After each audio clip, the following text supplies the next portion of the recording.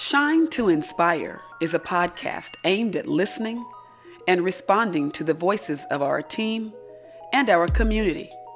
Wellness, education, and entrepreneurship will be at the forefront. Whatever the topic, we hope to inspire because we are one team, one shine, and no voice will be left behind. Now let's get into the real and relevant. Welcome to today's episode of Get Into the Bag and Securing the Bag. This is going to be brought to you by SHINE2INSPIRE. Today, I got a special guest in the house. His name is Shaq Wiggins. He's a hedge fund investor. He's a credit risk manager. He's a financial literacy guru. I know I said a lot, so kind of break that down for the everyday people. Cool. So basically, I help high net worth people secure the bag. I help people who want to be a high net worth person understand what it takes and basically pull themselves up so they can start qualifying. So we take the unqualified and help them get qualified, whether it be in the credit arena or just financial arena in general, so you can be equipped to make it happen. Oh, awesome.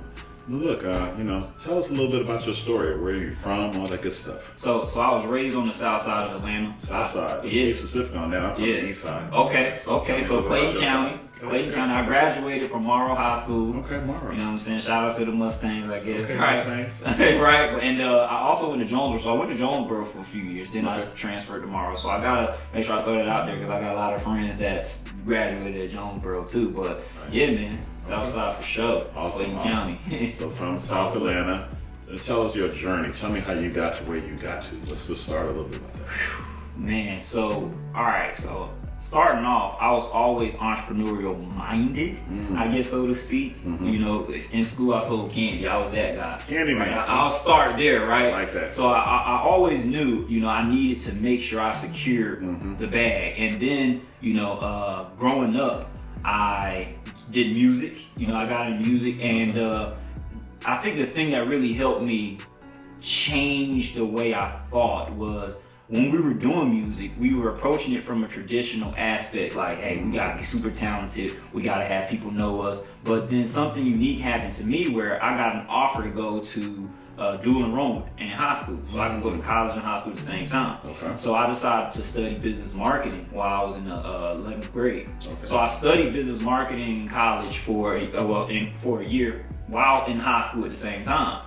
And it changed the dynamic because I went from just being an artist, a part of a music group, to now I'm the owner, operator, and the artist, where I was working with them from the behind the scenes aspect. So I just started to understand, okay, we gotta do marketing, we gotta, make sure people can see us, we gotta be able to figure out how to monetize what we're doing. Okay. And I just started thinking about certain things that going to college afforded me for that one semester, basically. I see. So that's where it started for me, and then I got out of that simply because it just wasn't working out financially for me, and I ended up getting a job at Chipotle. Chipotle, wow. Yeah, man. Really? And it was a relief to me because my check was so inconsistent from being an entrepreneur that working at Chipotle was a relief for me at the time. So yeah, man. I started working at Chipotle, and then, I ended up, that was my last job. All right. I started my business and went from there. Chipotle. Tell me about that struggle, starting from there and working your way all the way up to where you are now. Let's talk about that. Yeah, man. So, Chipotle, that was the second job I ever had, the last job I ever had. Wow. And I think I was getting paid at the time like around $8.25. Maybe $8.50. Big money right there. Oh my back God. in my day, minimum wage was $5. So that was shoot, right? So I wasn't making a heck of a lot, but I felt a certain level of comfort with it because it was consistent, at least, right? Oh, yeah. And being an entrepreneur, doing music or doing whatever, I could do it in order to make money. It was inconsistent, right? So just having that consistency, I started getting into a comfort zone, and then I even started saving money. Going to college at the same time. I was getting a refund check from school, so that was always great. It was a little aid and support, but It was tough, man. I had a 1994 Toyota Camry, and this Toyota changed my life, and I'll share with you why that job and this car was a significant like reason that things changed dramatically for me, because I got to save up like around $1,100. I'll never forget the number, because after saving that $1,100, I started to feel like, okay, maybe I can actually make it, right? Maybe I'll actually be able to survive, and that car broke down.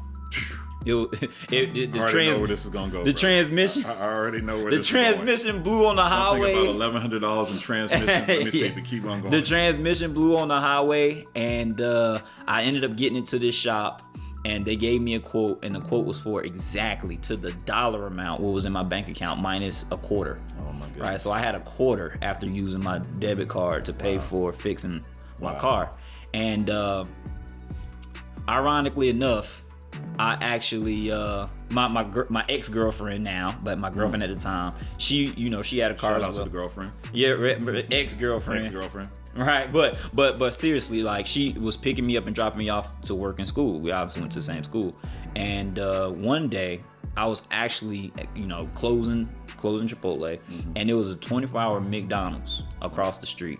Ironically, right? McDonald's. Yeah, off of Pleasant Hill, man. I'll never forget. Right, so I went across the street and I ordered the apple pie with the tip money that I made for the day. I'll say it wasn't with the quarter, was it? No, I didn't have. I spent what I earned for the day, right? The little I had, right? Right. So I spent the tip money that I made for the day, and I ordered the apple pie, and I was just sitting there waiting on her to get off of work, and a homeless guy walked into the McDonald's, and it was like a super emotional moment for me, because when this homeless guy came in, he sat about 2 booths away from where I was sitting, and when he came in, I kind of had my head down, just tired from work, and then I started to feel an overwhelming feeling of emotion. And the reason why I was super emotional was because I understood at that particular moment, like, regardless of me going to school and me working a basically full-time job hours, right? It was a part-time job, but it was full-time hours. I was in the same exact position as this guy whom people in society would consider to be, down on his luck or at the bottom of the barrel socially and economically, right? And I realized at that moment that my life was 100% in my hands. Wow. And I had to take control, and I had to stop depending on what other people were telling me I should be doing, and start becoming more self-reliant on my own processes and my own mindset, my own ideas of what my life's supposed to look like. Wow. So folks, what we're getting from that is you have to take control of your own destiny. You can't sit there and wait on others. It has to be your mindset that's going to take you to that next level. So let's talk about starting to get to that next level. What were the steps that you took at that moment? I mean, right there, you're down on your luck. You're at your last dollar.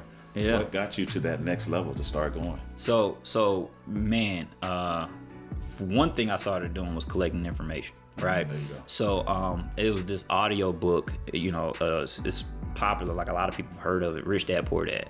I went on YouTube and I found this book, Rich Dad Poor Dad by Robert Kiyosaki, on YouTube. It was totally free, right? And I would listen to this book to and from work. I finally got my car back, right?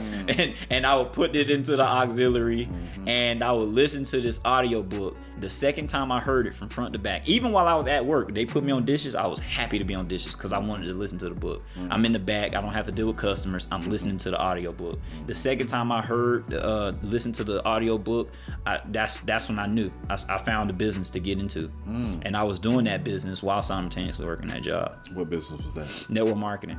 I got into network marketing. Explain that for people, the everyday people. So network marketing is well known. A lot of people have heard of network marketing, but when they hear about it, they hear about it from the perspective of it being a pyramid scheme, right? Like, it's like, oh, you sign up, or you go get some people, and those people got to go get people, and it's a negative connotation associated with it. But in reality, network marketing is basically marketing. That's what it is. So let's just use a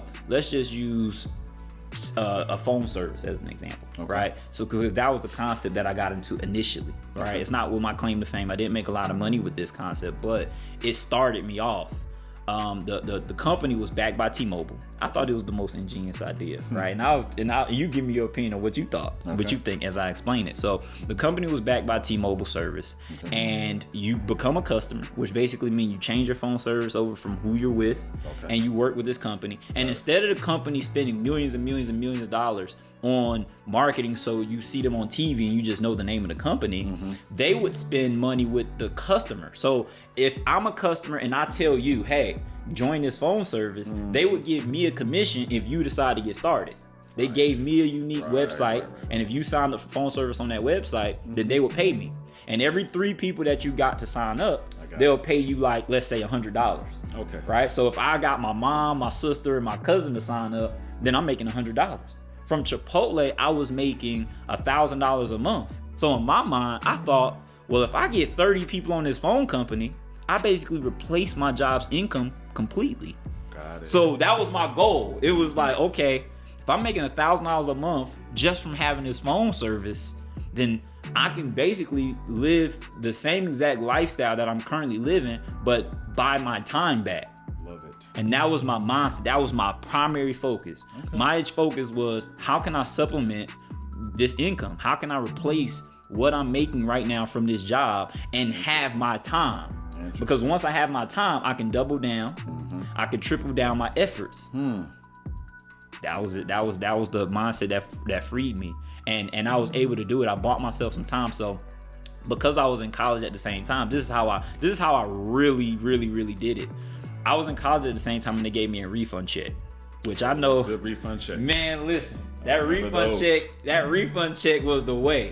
So let me tell you the mindset that I had when it came to my refund check. I will never forget. My refund check was like around $5,000, a little more.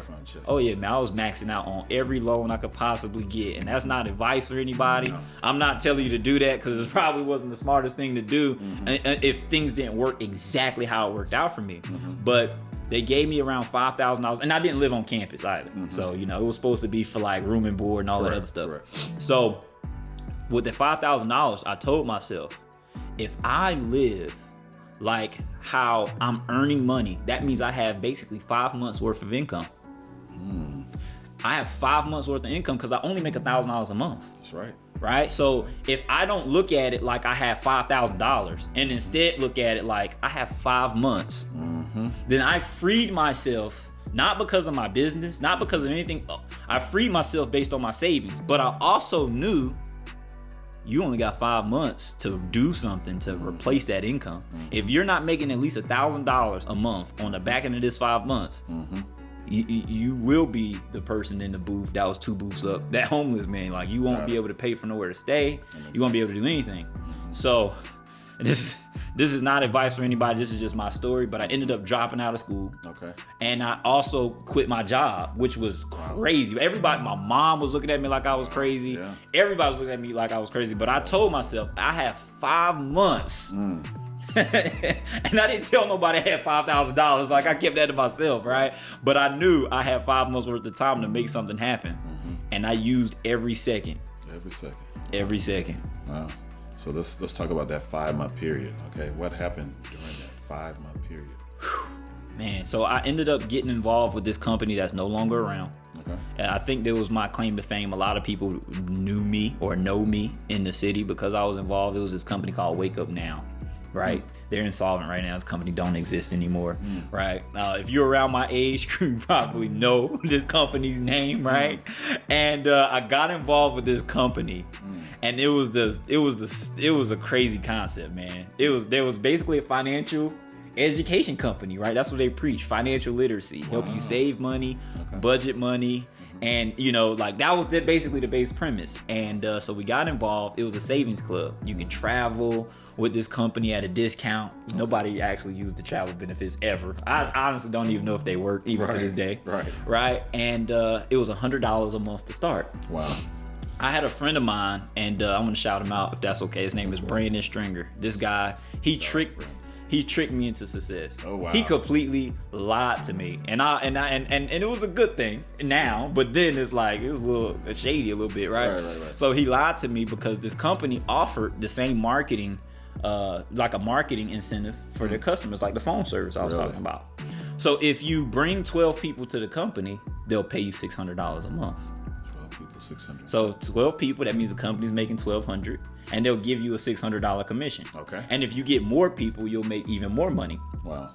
So my friend Brandon, you know, we're still friends to this day. He calls me and say, "Hey man, I know we got this phone company thing going, but you know, I found this other company that, you know, you can get involved and sell these savings and all of this stuff for $100 a month. And if you get involved, we ain't really going to promote it. We're going to sell these guys on this phone service. Wow. And I'll just give you 12 people because I know 12 people that I could give you." So basically, he just offered me a free $600, and I'm on a mission to make sure I supplement my income. So I took it. I'm like, okay, I'll give $100 to this platform. I'm gonna make a $600 income. That's over half my goal. I started telling people, like my ex-girlfriend, same person at the time, I told her, "Hey, I just got a phone call from Brandon, and he said that if I sign up for this company, he's gonna give me 12 people. But if you sign up with me before he give me the 12 people, then that means that he could possibly give you some of those people," right? So what ended up happening was, just by me going off of his word, I told 12 people by myself. Yeah. And I was trying to like let them take advantage of it the way I was gonna get to take advantage of it with him, and I was making my own $600 a month just by way of basically telling them the same story that he told me. So yeah. So yeah, let's talk about this budgeting, man. Let's talk about what can we do to get effective, good budgeting. So what advice do you have for people trying to do that? So okay, so you kind of talked about like people making, you know, whatever they're making, but Chipotle, let's talk about people working at McDonald's. Let's talk about people working what can they do to do some good budgeting? Man, so I live a very disciplined lifestyle, right? And I think a lot of people when they hear this at first, they get intimidated by it. But I actually have a formula that I use, right? So any dollar that I earn, 10% of it is mine to keep. Right? So when it comes to budgeting, when I say mine to keep, I don't mean it from the perspective of, oh, this money's mine, so now I can go to, you know, the movies, or I can go, no. When I say mine, I mean for my last name and not my first. So I stash it. It's called, you know, a financial freedom account. That's what I do. 10% of everything I earn go towards my last name, my legacy. So for investing, for making sure, so if you make, let's say 10,000, 20,000, 30,000 a year, whatever your number is, it might sound like a lot to put away 10% of that, 3,000 or, you know, 1,000 out of 10,000. You know, when I was working at Chipotle, I made 12,000 a year. So with this formula I'm talking about, I would save $1,200 every single year. Of course. What happens is your net worth will start going up year after year because you're actually saving it, right? But another thing that I do is 55% of everything I earn go towards my needs. So my needs are like rent, like any bills that are necessary for me to survive, right? Gas, insurance, 55%. If you exceed that 55% number, that means that you're doing things that you can't afford to do. Now, it might be tough, especially if you're just learning this information and you're currently not using this formula. You may be exceeding that 55%, but now that you have the awareness of it, it's time to start making some level of adjustments. Either you need to figure out a strategic way to make more money in order to make sure that 55% is intact, or you need to figure out how to reduce your expenses. And either way, sometimes I know for people it's like tough on either end, but we have to start doing that. Another 10% go towards long-term savings for spending, LTSS, that's what I call it, right? Long-term savings for spending basically is basically you're saving money because to do things that you really want to do, and you're going to spend this money 100%. So if you want to get a new car, you saving 10% for the down payment, or 10% for paying the car off completely. Right? 10% go towards fun, and if you pay attention, everything that I'm saying is going to make up 100% of every dollar you earn. 10% go towards having fun. So that means every month you have to blow this money on enjoying yourself. Right? I got some similarities on that story, but go ahead. Yeah, by all means, share. Just talking about what we're talking about. I mean, everybody sees owner-operator for McDonald's. Oh yeah, he's been doing this forever. No, it's not like that. I'm gonna be very honest. So coming out of college, I graduated and became a school teacher, a biology school teacher. Right. Starting salary for a biology school teacher was about $40,000. Yeah. Right. So that right there is struggling just to make ends meet. Right. Luckily, I was in the military. Yeah. So So you were doing military and school? So I was in Army Reserves, which Okay. is once a month you go there and you Gotcha. go for 2 weeks out of the summer. Which Gotcha. works perfectly for a school teacher because guess what? Weekends I can work. Summertime I can work for 2 weeks. Right. It's easy, right? Yeah, I get it. So I was able to earn money that way. And then after school, what I decided to do is take on a little school tutoring job. So Yeah. I had 3 little small different jobs. But guess what?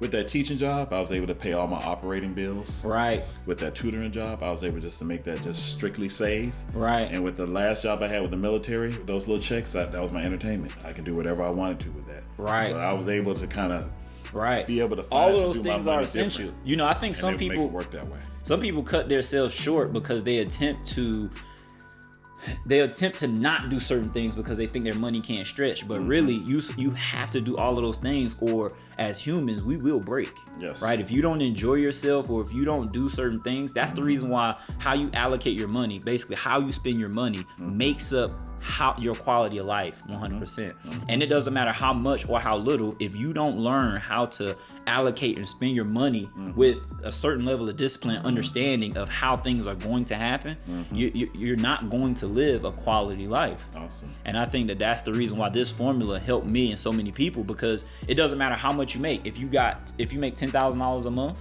then that means that you could spend $1,000 on fun. If you make $1,000 a month, then that means you can spend $100 on fun. So it doesn't matter what number you're at. If you go by percentages, it'll help you get a clear understanding of exactly what to do. So 55% towards needs, 10% towards fun, 10% towards your last name. What's that? 65, 75.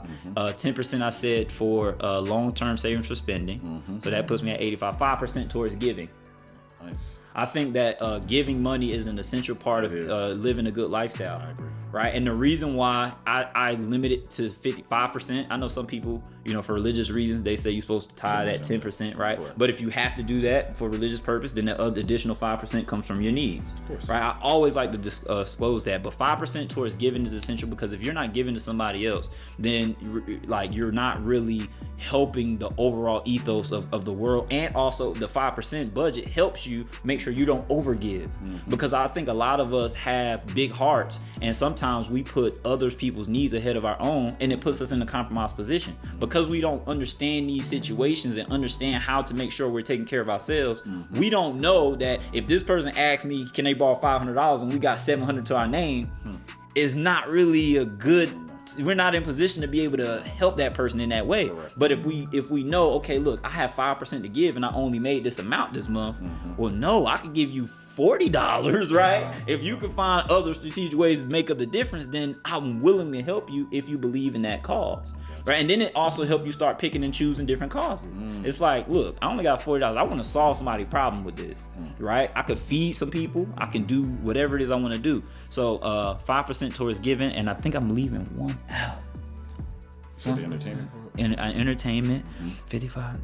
I'm leaving one out, man. I hate to leave it because it's like, I gave you the whole formula, man. It's like I'm at what, 85%, 95% or something like that. Right. Sheesh, it's escaping me right now, man. But if I remember, man, I'll throw it in there, man. I'll throw it in there. Yeah. Now, I know one thing we were talking about was our credit and the credit situation. Yeah. Now, I'm gonna be honest. Me coming right out of school, I mean, my credit wasn't the best, man. I'm not ashamed to say I was in the low fives.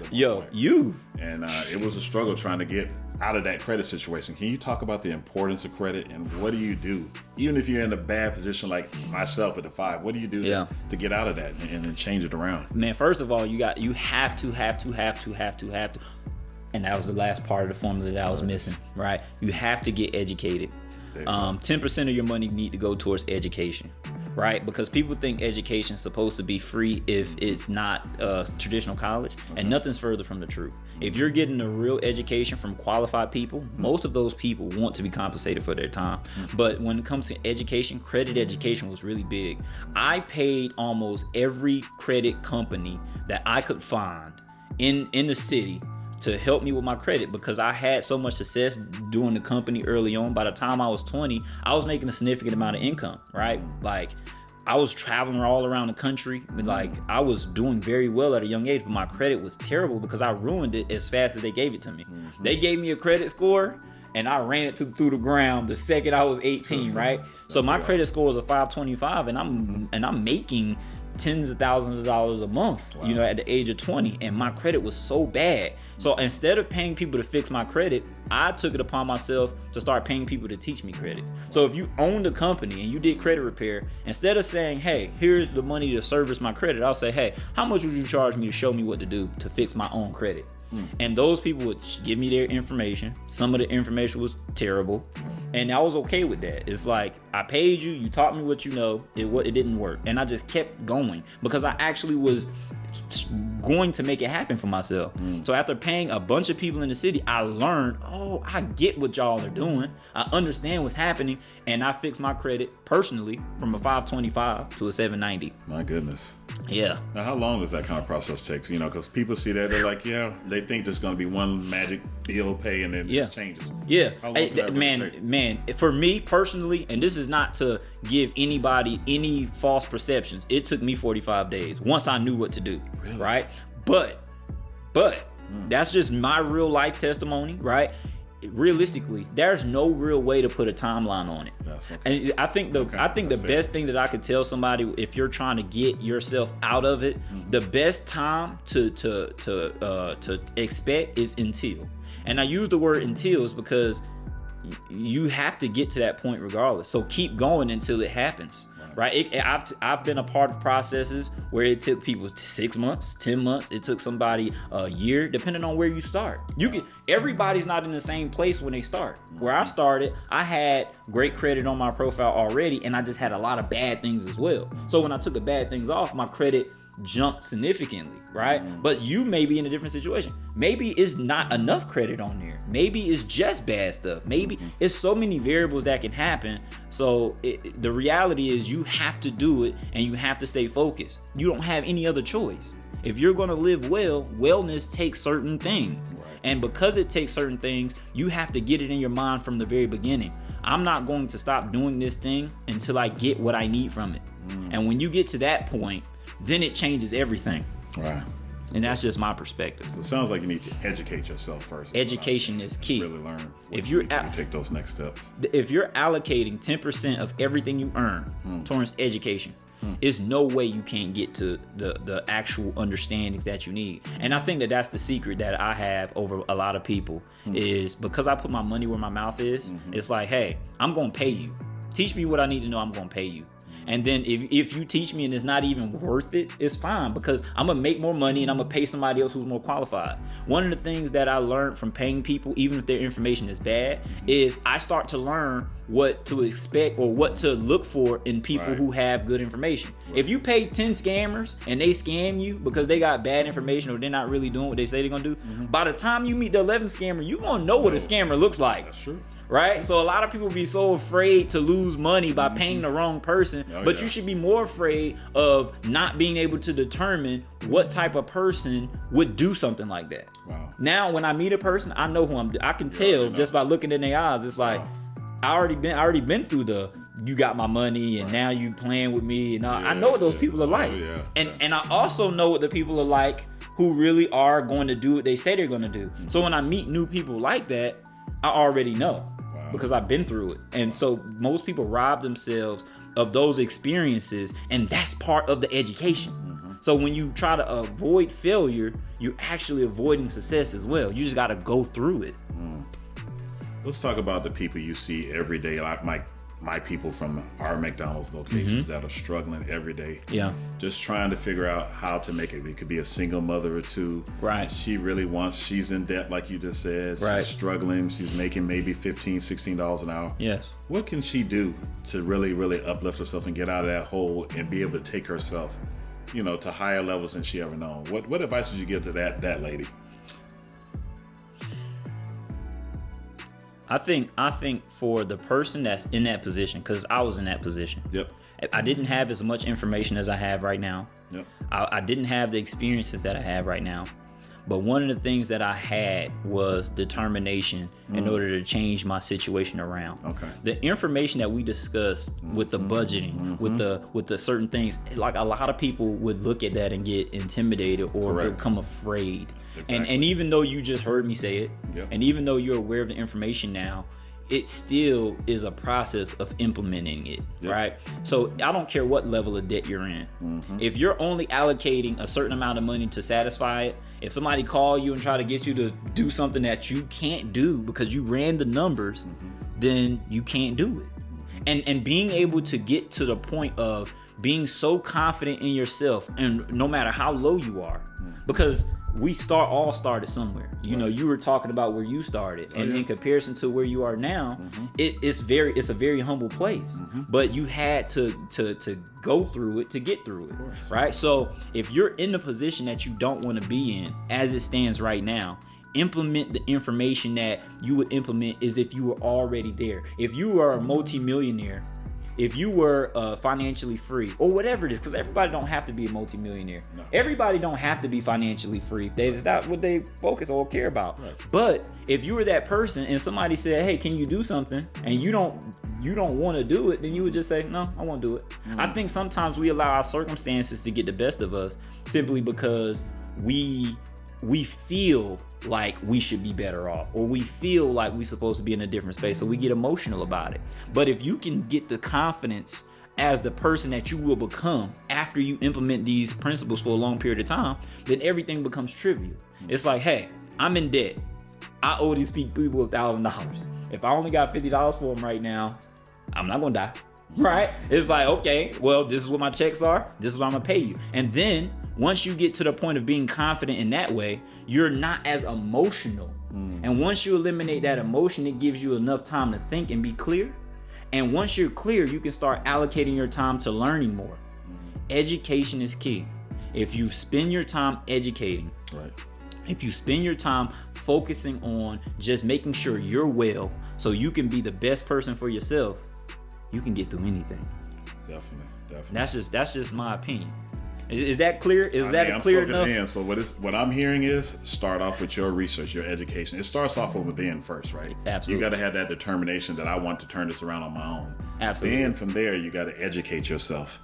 Then from there, you got to start doing the steps necessary, whether it's budgeting, whether it's saving, all those different things. It's so essential. And then they'll start elevating from there. But you can't just sit there and knock it all out in one punch. You got to really, really have that determination, that grit. I think that one punch mindset is the reason why people are stagnant a lot of the time, more often than not. You know, because it's like almost like a lottery mentality. You know, like the chance of winning the lottery is very low. Right. But I'll tell you this: a book that really gave me a lot of insight is The Richest Man in Babylon. Have you heard of it? No, I have not. Oh, man, The Richest Man in Babylon. Richest Man in Babylon. So it's a book version. It's very long, but it's also a very condensed version that anybody can digest. Okay. It's super quick. It's the Napoleon Hill version. So you can go on YouTube. Okay. I'm an audio guy. Always. Like I'm on the move. It's like I read as well, but audios do it for me. So Richest Man in Babylon by Napoleon Hill. Okay. If you look it up on YouTube, you'll find it for absolutely $0.99. Okay. Like no money. Check that out, folks.